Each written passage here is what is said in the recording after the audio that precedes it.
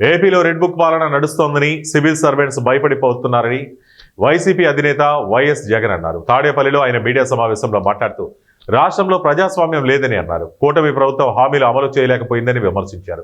ఇక super 6 హామీలపై CM Chandrababu మోసాలను ఎత్తిచూపుతూ పలు నిరసన ఆందోళన కార్యక్రమాలు నిర్వహించామని తెలిపారు. రైతు విద్యార్థుల సమస్యలపైన పోరాటం చేశామని చెప్పారు. విద్యార్థుల చదువులు మానేసి పనులకు వెళ్లాల్సిన పని వస్తోందన్నారు. ఏడాదిలో విద్యుత్ ఛార్జీలు పెంచి ప్రజలపై 15,000 కోట్ల భారం మోపారన్నారు. కూటమి ప్రభుత్వాన్ని ప్రజలు క్షమించొద్దన్నారు. ప్రజల్లో వైసీపీకి ఆదరణ పెరుగుతోందని, దీన్ని తట్టుకోలేక ప్రతిపక్షాన్ని తొక్కేసే ప్రయత్నం చేస్తున్నారని జగన్ ఆగ్రహం వ్యక్తం చేశారు. తన హయాంలో పోలీసులు తలెత్తుకుని తిరిగేవారని, ఇప్పుడు ఆ పరిస్థితి లేదని జగన్ పేర్కొన్నారు. వివక్ష లేకుండా ఎవరికి ఏ సమస్య వచ్చినా కూడా పరిష్కారం చూపామన్నారు. చంద్రబాబు మాట వినకపోతే ఆ అధికారుల పరిస్థితి దారుణంగా ఉందన్నారు. చంద్రబాబు మాట వినలేదని డీజీ స్థాయిలో ఉన్న అధికారి పిఎస్ఆర్ ఆంజనేయులను జైలుకు పంపారని గుర్తు చేశారు. 3-4 అధికారులపై తప్పుడు కేసులు పెట్టి సస్పెండ్ చేయించారని జగన్ మండిపడ్డారు.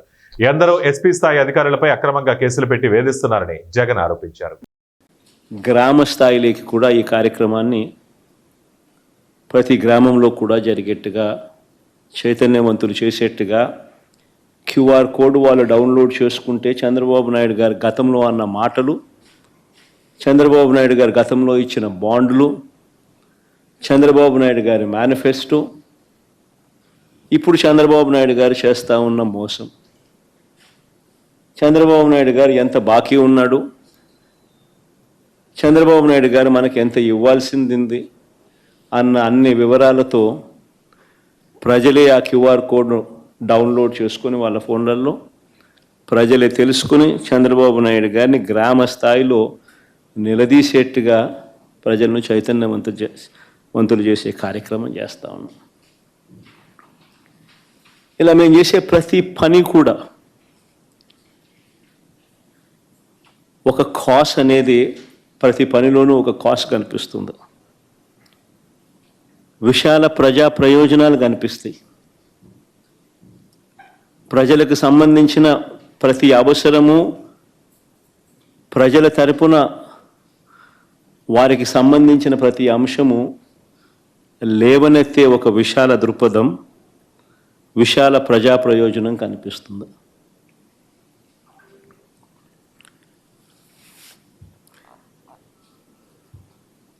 ఈరోజు అందుకనే ప్రజలకు ఏ సమస్య వచ్చినా కూడా ఈరోజు చంద్రబాబు నాయుడు ఎలాగూ చెయ్యడు అని చంద్రబాబు నాయుడిని ఎవరు కలవడంలా.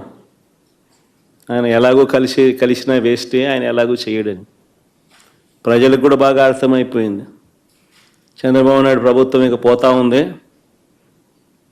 గట్టిగా కళ్ళు మూసుకుంటే మరో 3 సంవత్సరాలలో చంద్రబాబు నాయుడు ఎగిరిపోతాడు, మళ్ళా వచ్చేది వైఎస్ఆర్ కాంగ్రెస్ పార్టీ అని చెప్పి వైఎస్ఆర్ కాంగ్రెస్ పార్టీ తలుపు తడుతూ ఉన్నారు.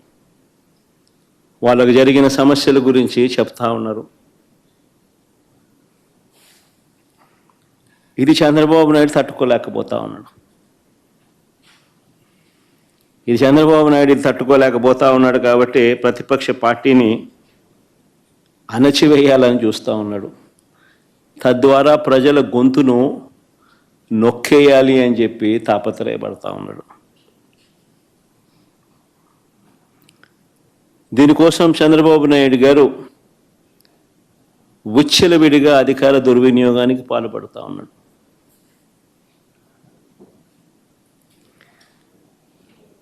గతంలో పోలీసులు ఎలా ఉండేవాళ్ళు మా ప్రభుత్వ హయాంలో అని అంటే, అత్యుత్తమ పనితీరుతో, గతంలో పోలీసులు మా హయాంలో అత్యుత్తమ పనితీరుతో, సంస్కరణలతో,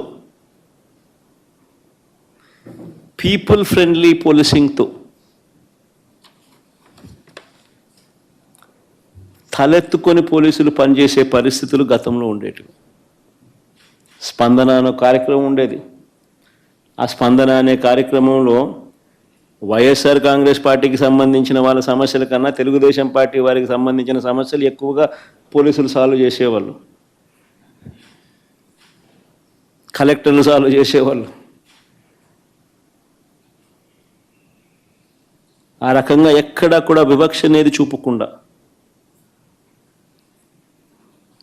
ఎవరికి ఏ సమస్య వచ్చినా కూడా పోలీసింగ్ అనేది కానీ సమస్యలు సాల్వ్ చేయడం కానీ తలెత్తుకొని చేసే పరిస్థితులు గతంలో ఉండేటివి అధికారులకి.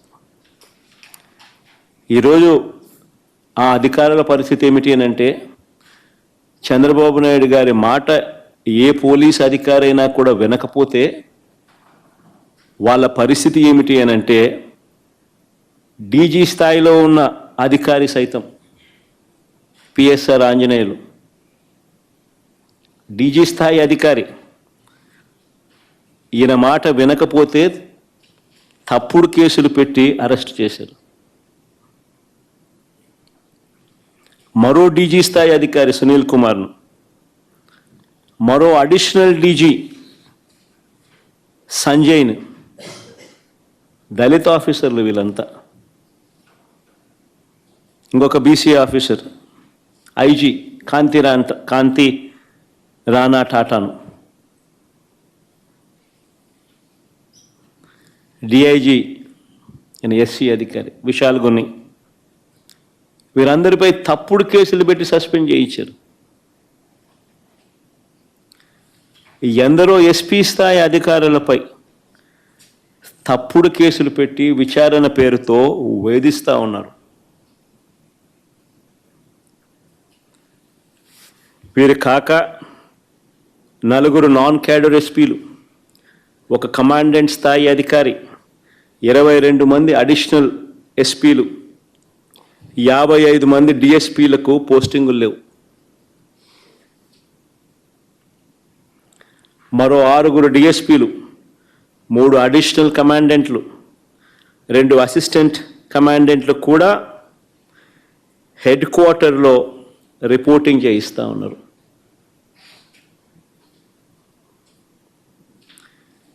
ఎనిమిది మంది డిఎస్పీలు సస్పెండ్. వీరు కాక మరో 80 నుంచి 100 మంది ఇన్స్పెక్టర్లు, 100 మంది కానిస్టేబుళ్ళు విఆర్లో ఉన్నారు. చంద్రబాబు నాయుడు గారి మాట ఎవరైతే వినరో వారి పరిస్థితి ఇది.